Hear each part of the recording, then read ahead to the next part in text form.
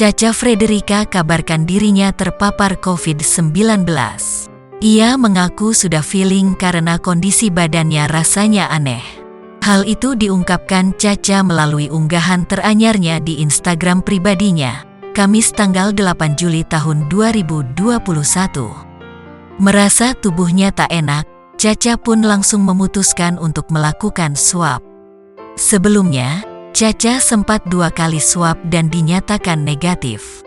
Caca Frederica ceritakan dirinya kini dinyatakan positif COVID-19 setelah dilakukan swab tes.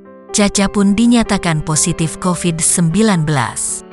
Wanita 31 tahun itu pun mengaku berserah diri dan memperbanyak berdoa agar segera diberikan kesembuhan.